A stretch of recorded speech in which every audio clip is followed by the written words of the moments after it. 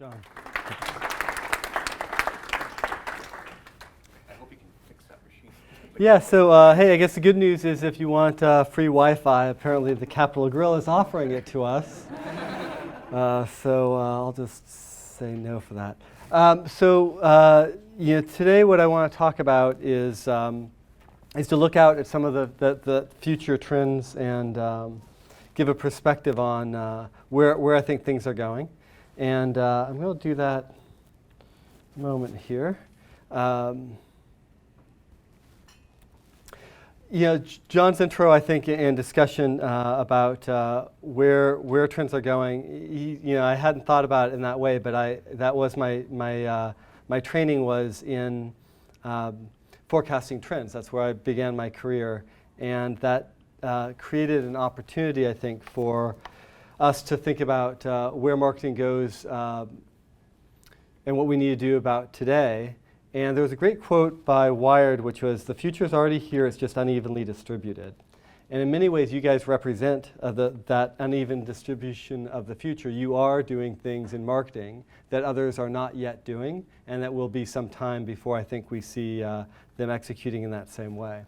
So what I'm going to take you through is a view on well, I guess I'll ask you to go back for a moment. How many of you remember when you first realized that the internet was going to be a big deal in marketing, that it was going to change things? Do you remember when that was?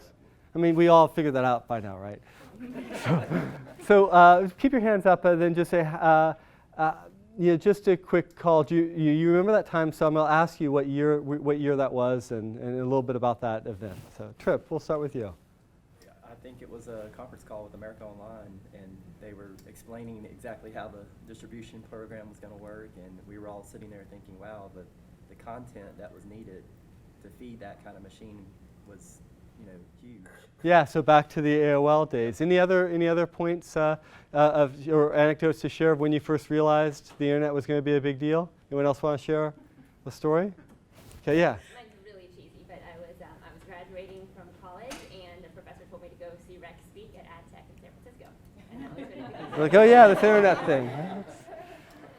And we hired her on the spot, actually. She was, I remember that professor, she said that this is the person who's come to this university that's head and shoulders above anyone else that we've seen. And I put her in touch with actually Greg Stewart, who at the time was the head of the IAB, the Interactive Advertising Bureau, to talk her into coming with this small marketing evolution firm instead of all these other opportunities she had. Yeah, and so that would have been, I guess, what year was that? 2003. And so really, when you think about Forrester, who will be here later, they did their first major focus on the internet really being transformational as an advertising vehicle. It took them until about 2000 when they wrote that report, and then they began writing more about it. And I think as we think about it, that point about the future being here but unevenly distributed is important because really the first time I saw the internet really truly having value, and similar to you, I had the AOL parts and was using that, was playing around with that early on as a trend, but really realizing its economic impact in an advertising experience was in 1996. And I remember I was in my kitchen in a small townhouse on the peninsula in the Bay Area, and I was looking at the first ad effectiveness results that showed control and expose, that beyond just a click-through, which we already understood a few years earlier, there was the impact as an advertising vehicle. And in fact, that led to an article in the New York Times and conference presentations and so forth. So basically, by 1996, Stuart Elliott had written about it. And if you think about it, if different companies had taken advantage of that insight in 1996 or 97 or 98 when the first forms of research were coming out, they would have had a disproportionate advantage over their competitors for many, many years, because even though we understood that it was important, the behavioral change that happened in companies happened much slower than that. In fact, it was really around 2002, 2004 that we began to see more of a shift in spending in a meaningful way. And so at that point, you're somewhere out over here where there's still advantage to be had, but you're now in that, sort of, early majority to moving towards the mainstream and the late majority of adoption. John Matthews did a really interesting analysis looking back at that point in time, and the companies that moved first or earlier in that cycle and calculated how many billions of dollars in incremental marketing cap that represented from taking advantage of that earlier mover advantage. Multiple billions of dollars to bottom line company value. We saw at that same time individual people building their careers based upon being early on in this area and how much success that they had. And we saw the way in which it began to change cultures in companies in a healthy and positive way. So I think the point that as I look back at this point and I think about the next cycle that happened after that, which was social media, and thinking, that same curve and pattern played out. 2006, we did some of our early research. 2007, 2008, as Facebook became open and public and more research came about. If you were an earlier mover on that trend, there was many years of disproportionate advantage. I mean, you remember when Facebook went public, GM basically said this social media thing has no value whatsoever. They went out and said, how ridiculous it was, and they look pretty silly now in retrospect. But we have to remember in these early cycles that there were points in time where not everybody was moving in that direction. Back to George Gilder's point, the future is already here. It's just unevenly distributed. You really represent a future of three trends that we see playing out in a very meaningful way, and we think that they're going to define the competitive advantage for the next several years. And the first trend in that area to talk about is real-time creative and media optimization, or RTCMO as we call it. And that ability to pivot while a campaign is still live and still running is an important capability that we think is going to have enormous economic value for companies. In fact, we already see it across the last 41 engagements that we've evaluated. We've tracked the ROI and the impact, and we know that the disproportionate advantage you can get over the competitors is pretty profound. Now, at the same time, you also have mobile and local also playing into these same equations, and these also have direct economic value if you're on that earlier part of that trend, taking advantage of what's possible with that information. So as we go forward and think about what plays out here, a lot of times we talk about ROI and we're focused on the numbers, right? For every dollar you spend in marketing, do you get more than $1 back?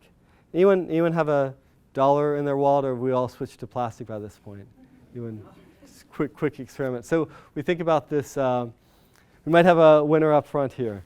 So as we think about reaching out into our wallets and opening up and saying, okay, thank you. Yes, well, hey, if I spend an amount of money here, what do I get for that effect? Actually, here we'll use yours. It's even better. So if I spend $1 here, how many of you are happy that, hey, I get more than $1 back in terms of profit and return on investment?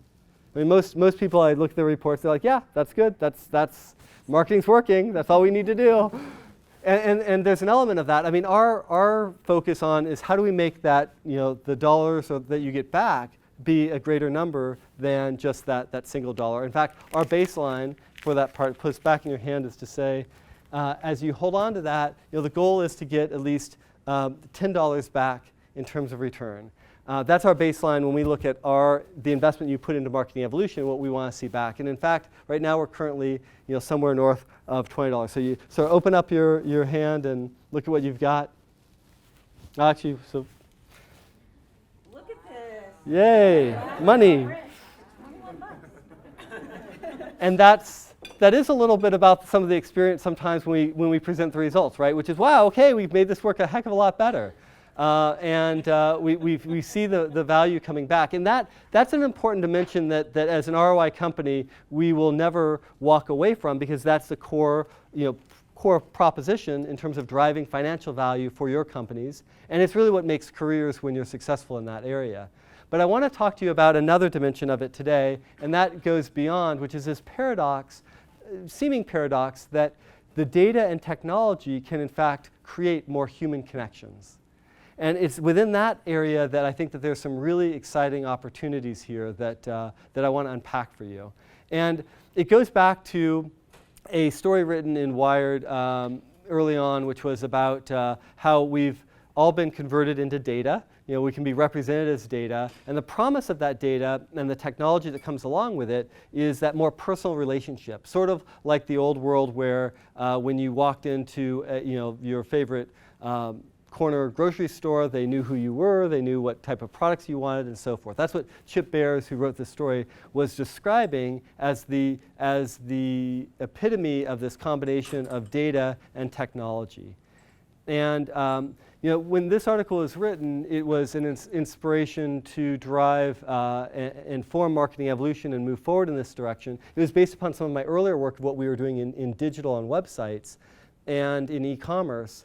And when someone came into a website, we could tell within hours what the type of content and interest told us about what other content they'd be interested in. We could dynamically change that environment and that experience. We could send them the right email ads or messages, really a newsletter, organized in the right way to be interesting to them. And within that, we could then measure how that changed the relationship when we had a more personal engagement back with people.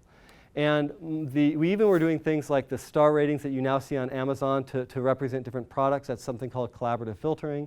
And all of that was happening in the digital environment. What I saw when he wrote this article about my work making that happen in that space was that was going to happen in all of marketing. And it was a matter of time and a matter of bringing the technologies together for that to become true. And so today I think we stand in a place where we can do that across all of marketing. And it creates this very interesting shift in time from the older way of doing marketing, which is more brief-driven and a single mass communication, to what was called in that Wired article mass customization. And a phrase I just heard 2 days ago down at PepsiCo was the phrase scaled personalization, which I like. I think that's a good phrase. I'm not sure if they ripped that off from someone else, but I'm definitely going to start using it. Scaled personalization is what is going to be the next major shift, along with those other trends that we just showed, that's going to derive tremendous amounts of value. It'll be career making for many of us. And I think there's 5 different ways I want to focus on how we get on a roadmap to deliver that in our companies. And I want you to be first. I want you to benefit from it. I want to drive your career success. And I want to drive your company's success and financial values. And so I want to unpack these each, which is 5 points: more data, personal level analytics, person level media detail, predictive analytics, and speed. These 5 things are essentially important, and many of them you are already doing. And so the question is, how do we help you connect all of them together at a speed that becomes an organizational way of doing things a couple years ahead of your competitors so that you can get that disproportionate advantage? So let me unpack, what does this look like in practice? Well, the first part is more data. You've already seen this evolution with your engagements with Marketing Evolution, where media, brand perceptions. We've added to that data, search and purchase and social, and in the last few years, a lot more DMP data. In fact, we bring our own DMP data stack in case you don't have one, so you can begin using this immediately. And with different companies that use Blue Kai or whatever, we add that directly in. And then you've seen spatiotemporal added in the last few years at Marketing Evolution, because that becomes an incredibly powerful new set of information to understand who the consumers are, so we can have that more personal relationship with them. And looking at the data, some of you have seen our consumer genome interface, which just basically puts all of our data in a place where you can click and drill down. Each little tiny square is a separate data point. And there's 15,000 data points now. And anyone have a cell phone in their calculator? 15,000 times 320 million?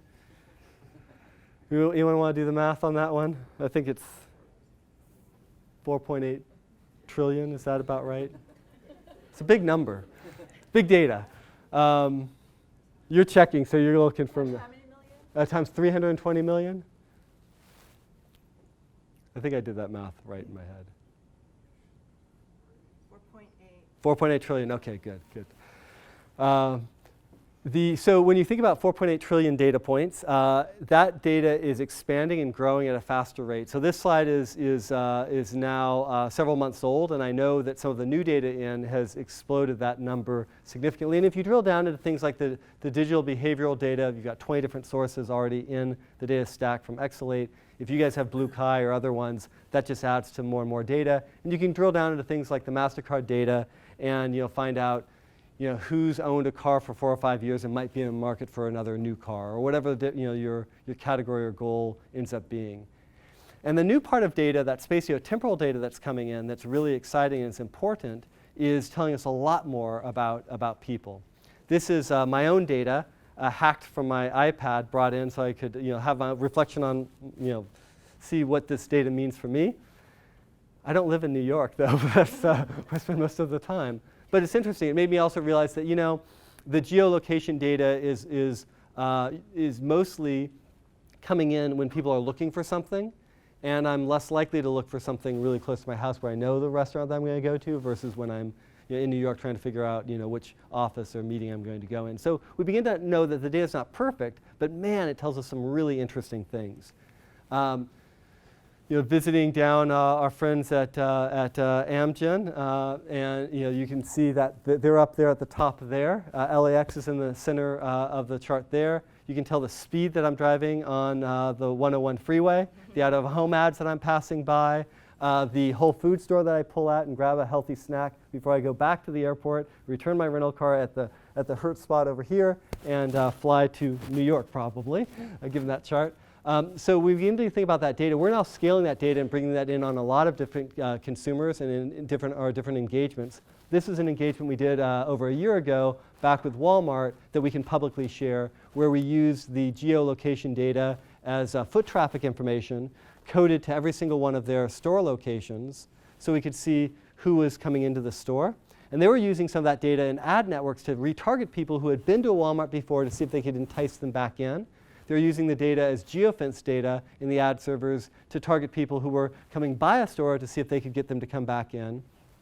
And in that experiment, we had control groups and exposed groups and different sizes of ads. And we were learning what type of size of ads and what type of targeting and what type of pricing and CPM really made sense to drive a business result, which was foot traffic back into the store that we could then quantify and include back in our analysis. And so you begin to think about that data both from the standpoint whether it's a theater goer and trying to say, well, who's actually gone to the theater, or where you might sell your products, or so many different applications to this information, like exposure to out-of-home advertisement, et cetera, et cetera. Powerful information that's giving us a much greater understanding of the consumer.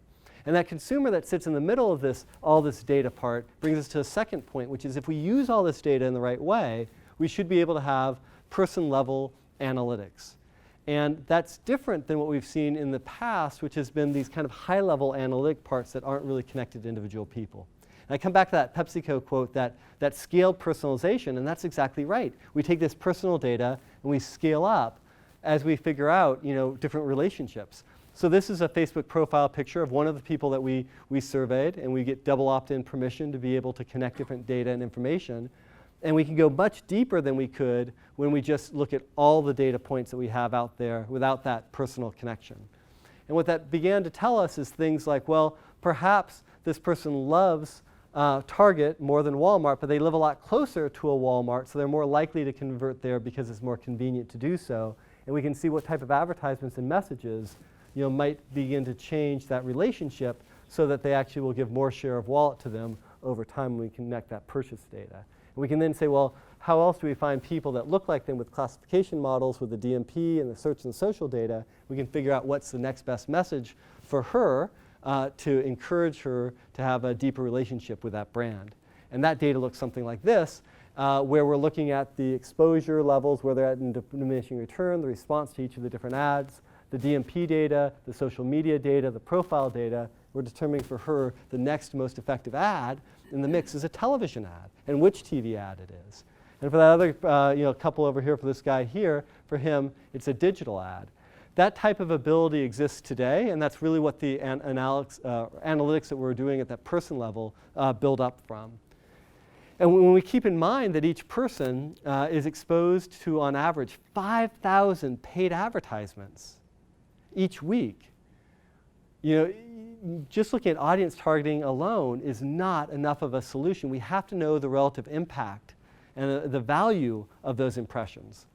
Some of our work with our partner TubeMogul had really unearthed the problem in a lot of digital media, which is that there's games that are played with marketers' money, where certain media owners will go through and they will carpet bomb people who are just about to buy the product anyway.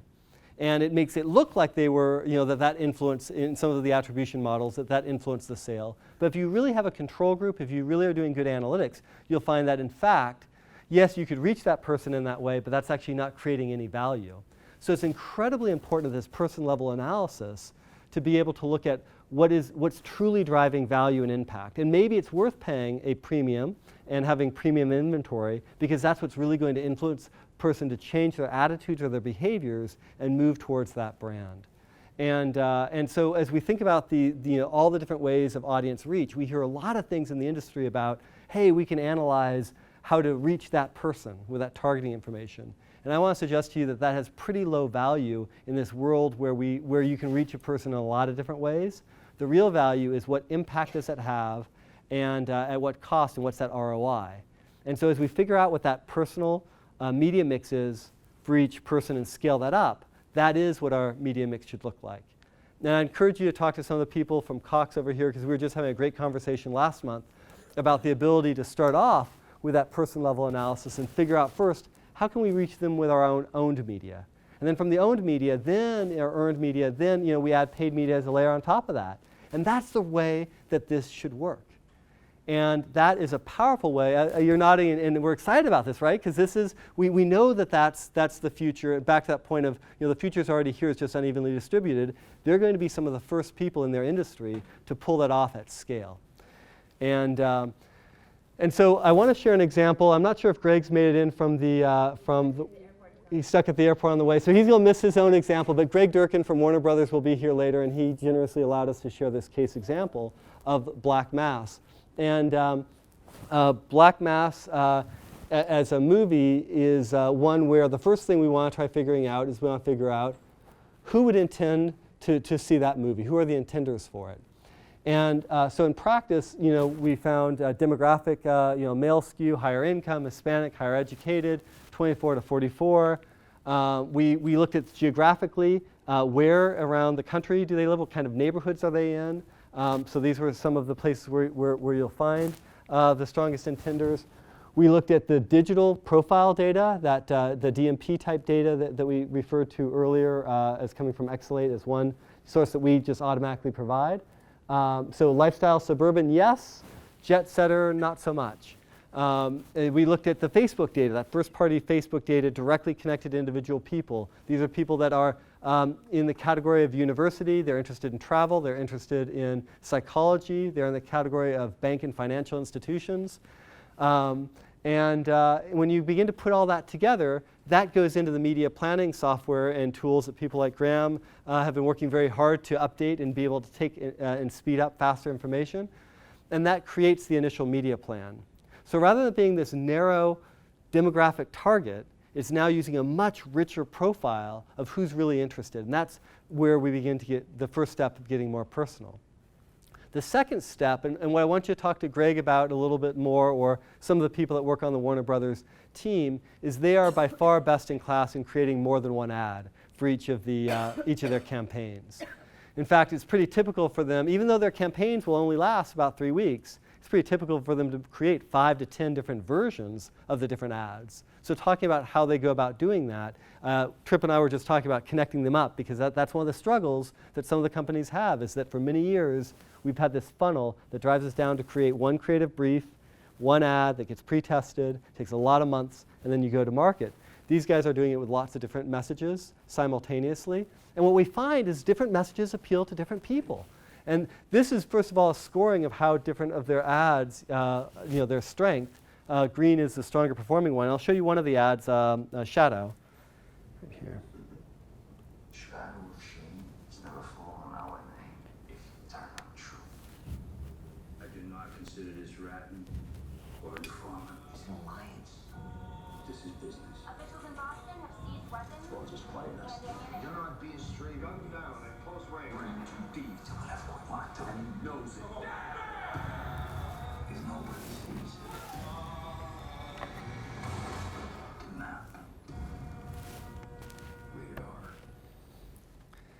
So that's Shadow. But Shadow didn't work for everyone exactly the same way. In fact, for African Americans, a different ad worked better to generate their interests. And so this is the ad that worked better among the African American segment. James Whitey Bulger. Do you know what I do to Raz? I can help you. You can help me. An alliance like this, it makes you stronger. A success just gets started. There's just one rule. You can't kill anybody, can you? Okay.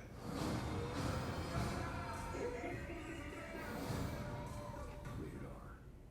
I haven't seen the movie yet. I'd want to see it now that I've seen the ads a bit more, but it doesn't sound like he kept his word about not killing anyone. Being I don't from know. Boston, Whitey Bulger doesn't give me good feelings. Yes, John's from Boston, so that he knows more of the story. But what's interesting about that one, and what's cool about some of the results coming back is the ability to look at the profile of who it worked among, look at the creative, and be able to begin to develop our own intuition and our theories about, well, why did that work better with African Americans? The soundtrack was different. Was that it? Was there something else that played in? And as we begin to build up more and more of those type of experiences, those examples, we begin to understand our consumers better. We begin to understand what resonates with them, what works better, and we can begin to develop our best practices and we can actually play those back into our creative process so that we begin to think about the different segments of consumers that we want to be able to communicate with. We have a body of knowledge and insight and experience that's driven by that feedback loop on that data.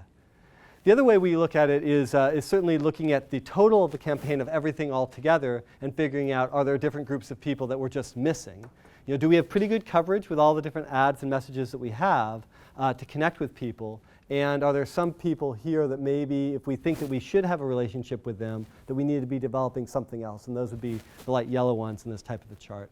Now that type of cycles of having more creative out there, having more testing and response, and being able to get that feedback, I think is going to be something that plays out in your futures in a very significant way. And of course, once we have each of those creative and messages and we know how each of them work, then we can go line item by line item and we can match what's the best place to put that message where you're going to reach the highest concentrations of those people at the right price at the highest ROI. Now, we didn't put Warner Brothers' direct example in here because I didn't get Greg's permission on that one, so I put a generic example here, but that line item by line item execution, that media detail is really important.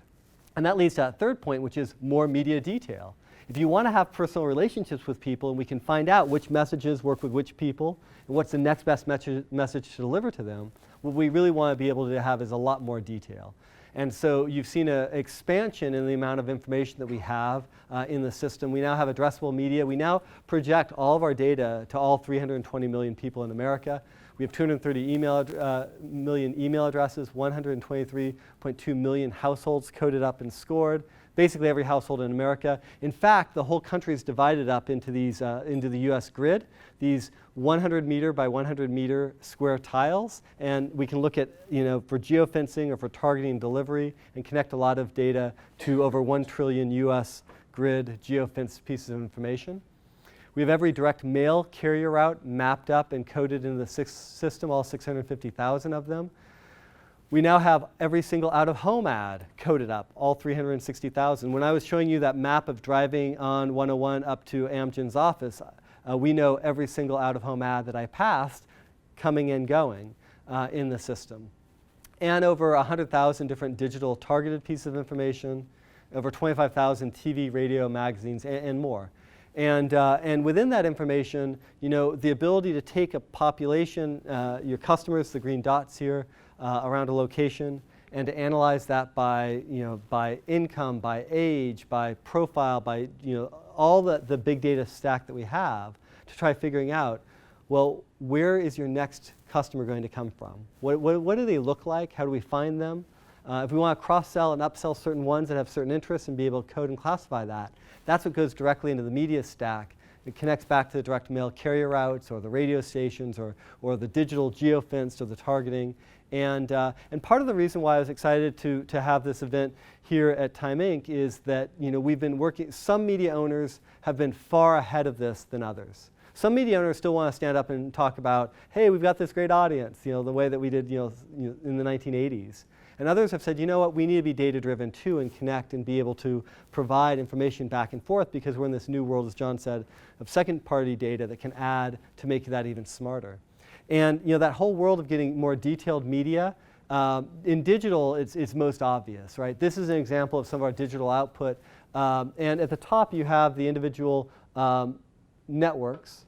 But within the networks, like take AOL, for example, you've got actually individual placements. This is the 300 by 250 ad unit on the Huffington Post, on that specific page and that deliverable and that space. So going all the way down to that individual ad unit. And that's the type of world we need to be thinking about when we're creating that more direct relationship and that more personal relationship with consumers, is each impact starts with one person seeing a message, and it scales up from there.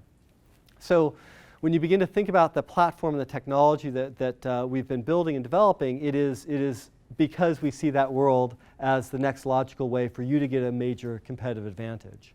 When you begin to feed the information in that way, then the next piece that we really need is predictive analytics to tell when we need to make when you're going to be fine hitting your business results and when we might need to make a change. So many of you have been through the hub and spoke exercise, and it looks something like with the hub is what's the main definition of success, what are we trying to achieve, and the spokes are what are all the factors that influence your business success. So there might be external factors or seasonality or pricing or PR, and of course media is where you have the most levels of control. And as we begin to get data fed into the mission control dashboard, into the software, and we can begin to play through this information, we can then look as you're spending your budget, whether you're fine, you're on plan. And if you're on plan, then great. We want to help make your campaign go from being good to great. And I think about Madison Square Garden Group, and some of you will go see the Rockettes tonight, and we're working on the Christmas Spectacular with them. And they've got a cadence where they look at reporting every single week. They get the sales data comes in on Monday, and by Tuesday we're having a meeting seeing whether or not we need to pivot. And our team is predicting out what their sales are going to be and their revenue is going to be by the end of the campaign cycle. And what that allows us to do is to do a couple things. One is if you find a situation where, the blue and green lines, by the way, are the benchmark and where we're forecasting you to be or projecting out you to be. And again, if you're above the financial plan that finance has made you commit to, everybody's happy, right? But there's an opportunity that if we can still get the right messages to the right people and we can make some adjustments with creative rotation and so forth, you can do a couple different things with that. Number one is you can exceed that forecast and do a lot better. Or you can say, you know what, we can actually, by moving around this allocation, we can actually take some of those dollars, we can actually spend a little bit less, we can take those dollars directly to the bottom line, and every time we take a dollar directly to the bottom line, that is really obvious ROI back on what we're all doing together. Now, the other side is that, hey, we don't want to give money back to finance. We know that once we do that, we never get it back, so we want to actually keep it in marketing, and we want to rather exceed the objectives and the goals, and we'd rather actually increase our sales volume. We'd rather steal share and steal customers from our competitors. We'd rather grow in that way, and so that's the other alternative of what you can do in that situation. Now, the other reason predictive analysis is so important is that there are situations where something happens with world events. I mean, looking at their business, there could be a big weather storm that comes into New York, and that can disrupt or change their business dynamics. And while we do have real-time weather in our model and our system, and we're looking at the 10-day and 7-day forecasts and so forth, if something like that happened, they may end up in a situation where they're below their goal. And if that's the case, then it's incredibly important to have that really fast, real-time ability to adapt and change our media and marketing mix so that we can try to get back on plan. Or we can go back to finance and tell them, hey, this is as much as media can do to close the gap. We got to change some of our pricing or make some other changes, and that will help us, close that gap. that changes the discussion and the dialogue with marketing from being this thing that we have typically done at the beginning of annual planning saying, give us this pool of money and something good will happen, to actually know we can tell you pretty precisely what's going to happen, we can make some adjustments, and we can work together really as tighter partners with finance. And some of you asked us to do that after the last roundtable, and we've had a few of those finance meetings with CFOs or presidents of companies to make that connection more clear and obvious. But I think that's a real powerful difference that can really hopefully help your career and your support that you need in your organization. So predictive analytics, and this brings me to the last theme, which is speed. And I want to ask some of you, when you think about this picture and you think about your company or your group, whether you identify more with the cat or the mouse. How many of you say the cat? Okay, good. How many of you say the mouse? Okay. Some of you, well, no matter which one you identify with, speed is really important in this scenario, right? So speed is something that in marketing, I do feel like there is this competitive dynamic. All of you have competitors. We all have competitors. And the issue is that if we can be faster than them in this world, that's actually much more important than being bigger than them. And that speed is something that we're trying to help work with you guys and your agencies to accelerate.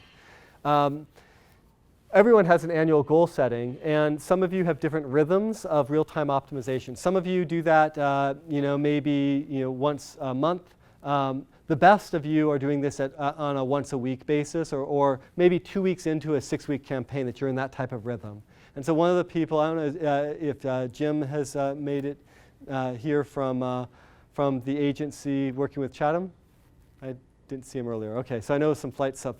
So Chatham, really did some great things. We started our work with them a little bit into their spring season, but for the fall season, they basically said, look, while the campaign's running, we want to have a readout, and you can pick a readout, say 2 weeks into the campaign, and we want to see what adjustments we make. And because this is an allergy medication, you can assume that the ability to feed in weather data like allergy and so forth is something that could become part of parts that you actually automate and you streamline and say, you know what, those types of things we will automatically program in the changes we want to make based upon what the allergy forecast looks like.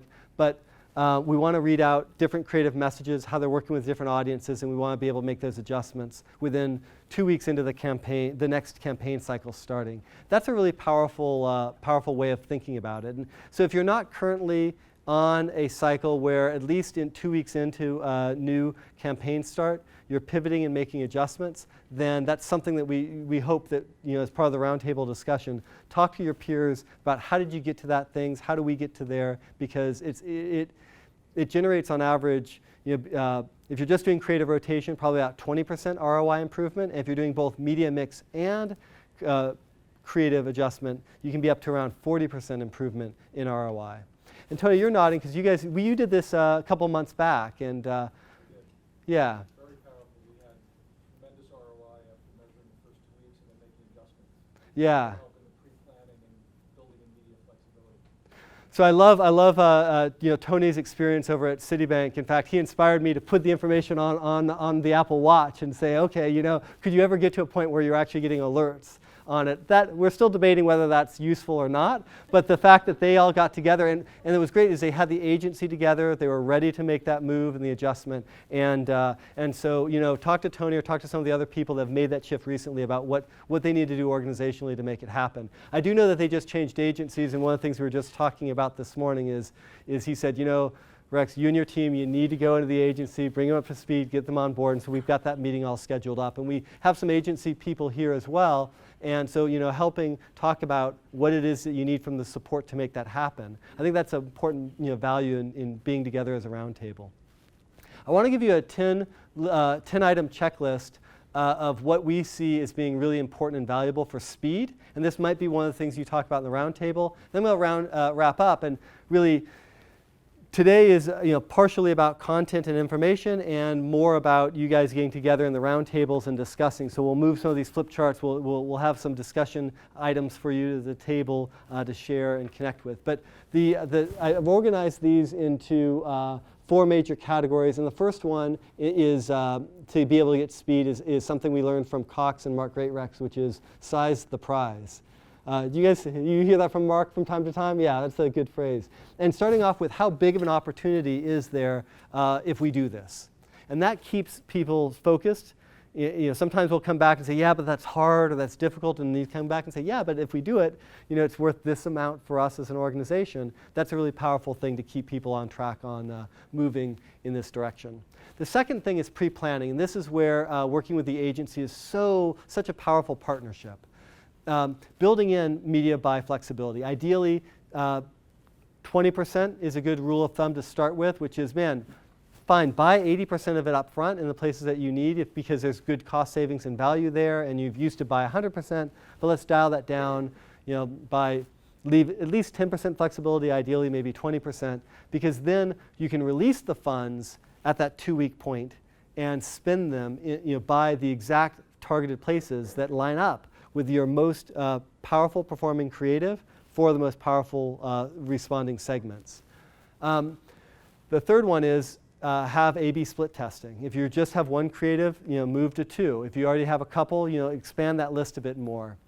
Frankly, if Warner Brothers can do it on campaigns that only last 3 weeks or so, then let's figure out what their secret sauce is and what they're doing right, and expand that part. 4, if you have creative pre-testing, and I'm not saying that you have to have creative pre-testing, but if you do have it, get it integrated into the software platform, because you can, just like in that Warner Brothers case, you can take that pre-testing directly from the pre-test, and you can go directly in the media planning software to figure out how to target the delivery and the creative rotation much better. In that chart I skipped over, you may have noticed that the creative rotation started off as 50-50 between the 2 ads. And then as soon as we had our initial readout 2 weeks in, we made some adjustments. But what if you could go in with a better insight about what the creative rotation should be from the very beginning? You'll get better business results as a result of that. And then on the next category of points on the agency integration, I think it is important technically to make sure that the media buy format of how the buyers actually place the buys is understood with the marketing evolution team, because we will change our Excel format so that it will spit out in exactly the format that can match up with the templates that your buyers need. We've done that with a few agencies already, and that's helped them. And even better yet, if you have a programmatic connection, that's even better, because it can go directly into the parts of how they go about buying. That speeds things up. And if you want to talk about programmatic or understand a little bit more, Tom from Tube Moguls here, and he's been an expert in this area and a resource for us to think about how information is going back and forth to these different systems. And then creative placement coding is another one. We have seen if we actually code each creative that you're running from the very beginning in a way that makes it very easy to know where it's getting placed and where it's running, then it's a lot faster to take that insight, analyze it, turn it around, and help you make those creative rotation changes. So that's worth a pickup in speed. And then just on the programmatic one also, I'll say things like we've been working with other places that haven't had programmatic, like out of home. And if there's places where you're kind of running into barriers, we'll try to help work through how can we get formats that will move faster. We actually wrote the out-of-home programmatic standard for the industry, and it's in live testing right now. And one of the insights that we had from that part is that it always felt like the digital out-of-home stuff, yeah, sure, that can change really quickly, but the static stuff felt like, I think people just wrote it off as you just put the ad out there and that's it. But what we began to learn is that there are different insights and tricks. Like if you know you're going to have a couple different out-of-home ads, and you should, you can begin the production process, but you could start digital measurement a couple weeks earlier. We could take the digital effectiveness results that we're learning about what messages are working with what audiences. We can analyze it by neighborhood and match that back to which of your out-of-home ads should be trafficked to which out-of-home locations. And even if you needed to make a change in out-of-home, one of the really interesting things we learned is that if you actually have the production tuned perfectly, you can actually change and get new creative out on static out-of-home boards in as little as 5 days. 14 days is probably more realistic, but if you've got an 8-week or 12-week campaign, that is absolutely an area where you could be making creative rotation and adjustments to improve your effectiveness and results. And that's been areas that we've typically written off as not really flexible or not really possible. So we want you to think more broadly about where you can really try to create that more personal connections. And then finally, the marketer readiness to act. Definitely the definition of success and agreeing upon reporting cadence early on, important. And then RACI is another one, and I was talking with, I won't call out the person I was talking with, but they were talking about how it's challenging sometimes to find who the decision maker is and the change on it. And RACI, how many of you know RACI? Yeah, so for those not familiar with it, it's a matrix where it clearly defines who's responsible, who's accountable, who's consulted, who's informed about decision making, so that you basically have the decision maker clearly spelled out. And it's set up as a matrix, so if we're talking about the creative rotation for digital, who do we go to? And we can actually automate the approval process in this part if we have this framework. We can also use this for best practice engine to get best practice insights to the right people earlier on in the process, so they begin to think about how to take advantage of more of that faster, real-time, more personal type of communication. And finally, if you haven't done this at that speed, then we would recommend doing scenario planning, thinking about who would take what actions when, what would trigger changes, and so forth. And then doing a dry run discussion with the agency where we actually create a made-up report and change, and actually have them go through the motions of making the changes. Because I think that this removes the fear factor that, wow, this is going to be really hard. If we've set up the format and do these things right, it actually isn't really hard. It actually is a time saver because we've actually automated and streamlined some of the processes and systems that can be more difficult. So the last point I'll make on speed is that we focused a lot of time on figuring out how do we take more of the burden on our shoulders, or how do we create a more systemized process so that it's easier to go fast together. And for some of you that we've been working with for a few years, it might be worth doing some reboot and say, okay, how do we clean up some of the things that we do that maybe we don't need all the PowerPoints and so forth that we've done in the past if we've got some of this more efficient process. But the idea is making sure we've got good integrated dashboards with all the information from that hub and spoke feeding in, that we've got the ability to do creative rotation really easily. That's the walk phase. That's the easiest next thing to do. And then the media mix, if you have flexibility, how do we make sure that we get that changes of media and rotation in the right people's hands at the right time? And then some of you are at the fly stage where you really are looking at integrated portfolio decisions. And the decision really is truly in that more individual consumer level where you're deciding what's the right offer, what's the right message, what's the right product for each of the people, and you're scaling that up from there. And for you, that there's we hope that you will be evangelists to help show with other people what the future of marketing looks like. So I will conclude that if you're just getting started in this process, this going from crawl to run, we assume takes 6 months. We did see Chatham do it in 5 months, so and we have seen it take as long as a year depending on how fast you want to move. But speed is an important point because I think that there's a window of about 3 to 5 years of competitive advantage to be had here, where if you're on the early stage of that, you will disproportionately take customer share away from others, and we want you to get as much of that as possible. We also think that this is the way that marketing will be done, and this is a career-making move, and so we want to help you get that speed as quickly as possible. So let me conclude with what we're asking as partners. We've talked about 5 major areas of more data, more personal relationships with consumers, more media detail, more predictive analytics, and speed. And what we're asking is, with the more data, is that if you have other data sources that we haven't integrated with yet, let's make sure we're integrating them because it will automate and enhance the analysis. For more personal relationships with consumers, we would encourage you to figure out how to develop more creative, more messages, more A/B split tests, and have some more flexibility in your budget to take advantage of being able to get the right message in front of the right people. And in terms of more media detail, if you aren't currently connected in with programmatic, or we haven't connected with your agency's programmatic trading desks and so forth, let's make sure we do that because it will make your life easier and will speed things up and will have, I think, a lot more value. And in terms of predictive analytics, most of you have linked to sales so that we can actually use the brand attitude and surveys to be predictive of what future sales will be. But if you haven't done that yet, then that's obviously important. if we haven't done the hub and spoke exercise or haven't done that in maybe more than a year or two, let's refresh that and make sure that we have all the data and information feeding into the system. That will help you to be, or help us together to be more predictive and know what the value of the changes that you're making are, and when it's actually quite urgent to make the changes, so you can really be seen by finance as being really on top of and ahead of demand, and you become really the leader in demand generation as opposed to just marketing. You become actually a more important partner to finance in the organization if you really show that you can do this really well. And then finally on speed is, really run with us, both in that pre, post, and pre, during, and post. And what that looks like is in the pre area, we've talked about media buy flexibility, creative scenario planning, best practices. During, it's the RTCMO. And post, it's sales calibration. And then finally, best practice integration back into data that can help feed the whole cycle. So last slide.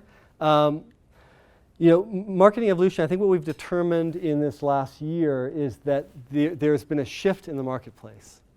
And have you guys felt that shift too, where it sort of felt like, you were probably out there in the wilderness doing things that nobody else was talking about, maybe a couple, especially some of you that started a few years ago. But now you kind of hear the buzz where everyone's talking more about speed and agility and real time. And what's great is you guys are already doing it. You're ahead of the pack, right? I mean, a couple years ago, John, we were talking about dynamic marketing, DMO, dynamic marketing optimization. And you're probably ahead of everyone else in your category and industry. But now you kind of hear it more, right?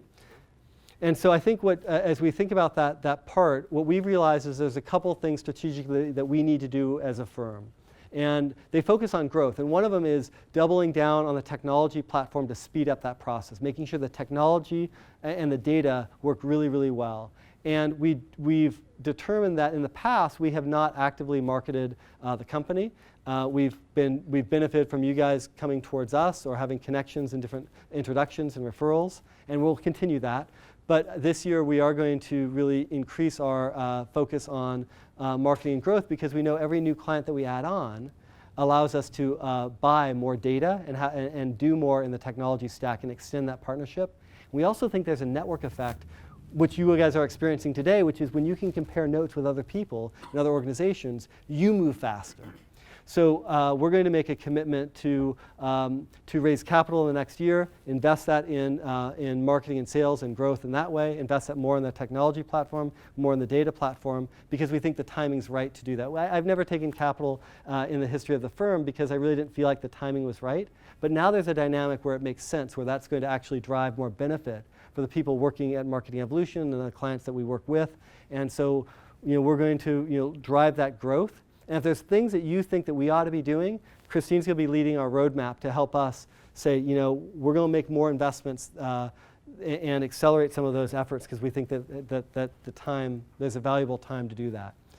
The other thing that we're hoping is to have multi-year investments and partnerships with you, so that we can think about your long view of your success, and we can understand that roadmap over a multi-year period of time. Where do you want to be with your company 2 years from now, 3 years from now, and how do we make sure that we prioritize our investments and our technology and development to help you get there? And then I think the right network of partners is important. So while I said that we will grow and add in marketing, we're going to be selective about who we add in. We will cap the number of new people that we add in to 3 a month, which is just up a little bit from what we considered this year. And we'll do that in a way where we'd really like your help in thinking about who are the right people. John's dissertation at Harvard was all about how when you pick the right reference clients in the beginning part, that's very important for technology success.